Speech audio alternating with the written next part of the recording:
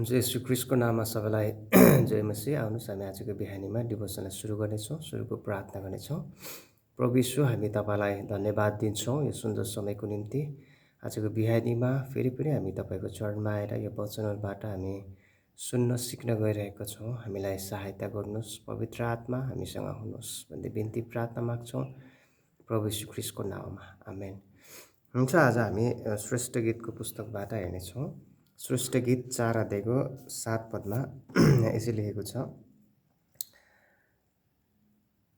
मेरी प्यारी तिमी साह्रै सुन्दरी छौ, तिमीमा कुनै दाग छैन। आमेन। यो चाहिँ सोलोमनले आफ्नो सोलोमाइटको लागि लेखेको खण्डमा विशेष गरेर यहाँ बताइएको छ कि तिमी मेरी प्यारी तिमी साह्रै सुन्दरी छौ, तिमीमा कुनै दाग छैन। आज हामीले प्रभु यीशु ख्रीष्ट पनि हाम्रो दुल्हा हुनुहुन्छ।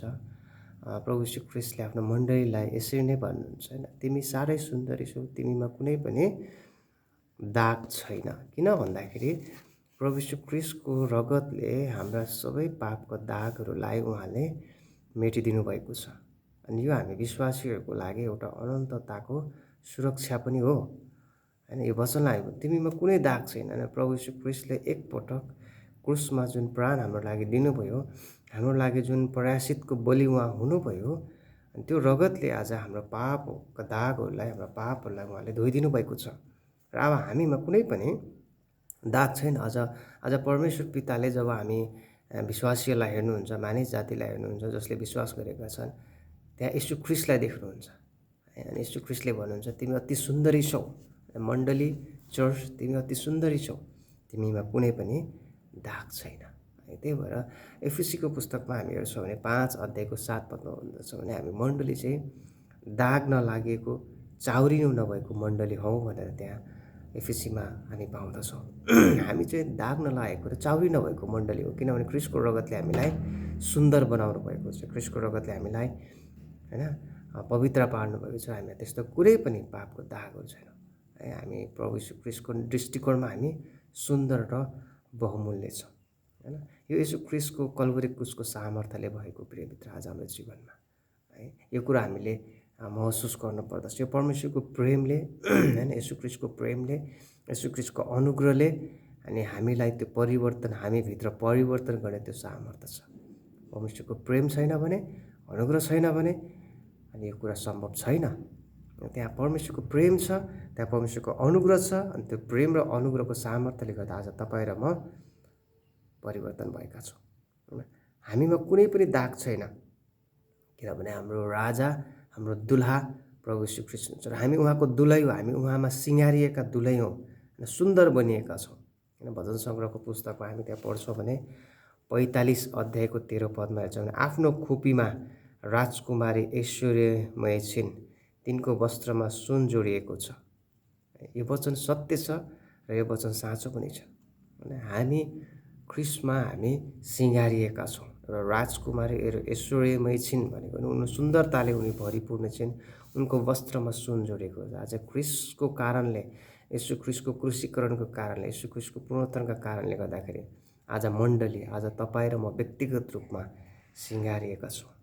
त्यही भएर रोमी 8:30ले भन्दछ, है, अनि जतिजनालाई उहाँले धर्मी ठहराउनु भयो अनि उनीहरूलाई पवित्र पार्नुभयो र जतिजना उनीहरूलाई पवित्र पार्नुभयो उनीहरूलाई परमेश्वरले महिमित पनि पार्नुभएको छ। साँच्चै नै यो अद्भुत छ यो वचनहरू हाम्रो लागि।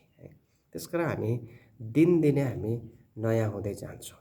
हामी दिनदिनै हामी ख्रीष्टमा हामी सुन्दर हुँदै जान्छौँ। दिनदिनै हामी ख्रीष्टको प्रेममा हामी वृद्धि हुँदै जान्छौँ। दिनदिनै हामी ख्रीष्टको पवित्रतामा हामी निर्माण हुन्छौँ। दिनदिनै हाम्रो जीवनमा भएको दाग र चाउरीपनाहरूबाट हामी स्वतन्त्र हुन्छौँ, कारण ख्रीष्टको कारणले, यीशु ख्रीष्टको क्रुसीका। त्यही भएर यहाँ श्रेष्ठ गीतमा भनेको छ, तिमी मेरी प्यारी तिमी साह्रै सुन्दरी छौ, तिमीमा कुनै दाग छैन। वाह, प्रभुले आज बिहानीमा हामीलाई यो दृष्टिकोणले हेर्नुहुन्छ कि हामीमा कुनै पनि दाग छैन।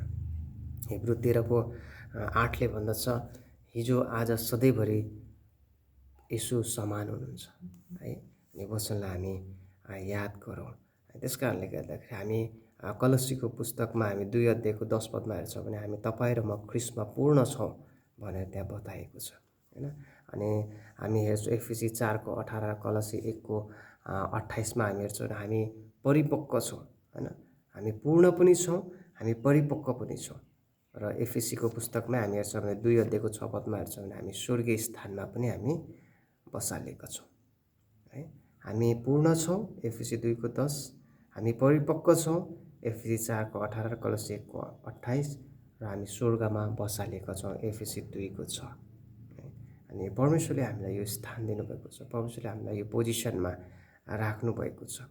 कारण यूहन्ना 19 को 30 ले भन्दछ, प्रभु यीशु ख्रीष्टले क्रुसमा के गर्नुभयो, कार्य सिद्ध गर्नुभयो। त्यो क्रुसमा सिद्धिको कार्यले गर्दाखेरि आज हामी परिपक्व पनि छौँ, हामी पूर्ण पनि छौँ, हामी स्वर्गीय स्थानमा बसालेका छौँ।